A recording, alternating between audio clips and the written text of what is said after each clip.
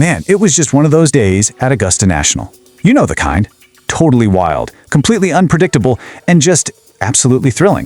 The first round of the 2026 Masters really set a dramatic stage for the entire week. So let's break it all down. The highs, the lows, and all the moments that had us glued to our screens. And it all kind of started with this one little phrase, just hanging in the air from the commentary booth. Rich Beem says, "Ominous start." But ominous for who? That was the big mystery, right? It just created this incredible tension from the get-go, and we had no idea where it was leading. All right, so let's set the scene. You've got the best players in the world on what is, let's be honest, the most famous golf course on the planet. Everyone is chasing that green jacket, and the two biggest names, well, they don't waste any time getting their round started. So first up, you've got the defending champ, Rory McIlroy. But almost right away, there's trouble. His biggest weapon, the driver, it's not cooperating. He's seeing way too much of the trees, a whole lot of pine straw. He is having to grind, to really fight, just to stay in it. And then you've got Scottie Scheffler.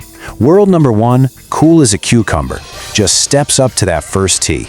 He's that quiet force, the guy everyone's watching, and he starts his day with that familiar, totally unflappable focus. So while the big favorites were kind of getting settled in, the leaderboard just started to light up like a pinball machine. It was volatile, it was surprising, and it was a pretty clear sign of the chaos that was on its way. And just look at some of the names that shot to the top early on.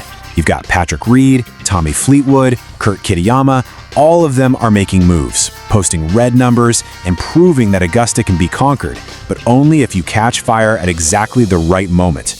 And speaking of catching fire, oh my goodness, Patrick Reed on the 8th hole. He's got this monster, a 56-foot putt, for what would be his second eagle of the day. He gives it a roll, and it finds the bottom of the cup. Just an unbelievable moment that sends him soaring to the top of the leaderboard at 5 under. But here's the thing. This is Augusta. And for every single moment of absolute magic, there's an equal and opposite moment of pure heartbreak. The course gives, oh it gives, but it can take it all away just as brutally. Just look at this. Here's a high for you. Shane Lowry standing in the fairway on the iconic 13th.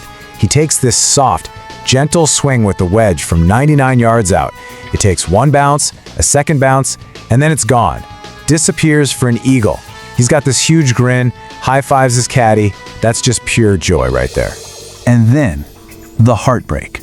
Kurt Kitayama, who had been leading, is just behind the 12th green.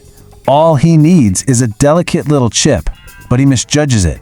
The ball just trickles down the bank and splash, right into Rains Creek. One simple mistake, and it leads to a double bogey that erases all his hard work. That's Augusta for you. Now there's a term you never, ever want to hear at the Masters, and it's about to become brutally relevant. Triple bogey. It's a score that can absolutely derail a player's entire tournament in just a matter of minutes. Which brings us to Bryson DeChambeau. He gets to the treacherous 11th hole, sitting at level par, right in the thick of things. But what happens next? Well, it's nothing short of a catastrophe. He finds the greenside bunker with his approach shot. Okay, simple enough. But then he takes one shot to get out, and it doesn't make it. He takes a second shot, still in the sand. Then a third. By the time he finally gets it on the green and putts out, he's writing down a triple bogey 7 on his card. Just a complete and total collapse. And just like that, in the blink of an eye, he plummets from even par all the way to 3 over. His chances at the Masters suddenly on life support. So amidst all this chaos, with the early leaders blowing up or soaring high, how were the big pre-tournament favorites responding? Well, it turns out they were writing two very, very different stories. On one side, you have Rory McIlroy, who is literally hitting his second shot on the 7th hole from the 17th fairway. He is scrambling, he is fighting, just grinding to stay at level par. And on the other side, Scottie Scheffler. He opens his tournament with an eagle and then just silently, efficiently climbs his way to 3 under par. And that's when it clicked. That's when Rich Beem's comment from hours earlier made perfect sense. That ominous start, it wasn't a warning about somebody collapsing. No, it was a warning to the rest of the field about the quiet, relentless march of Scottie Scheffler.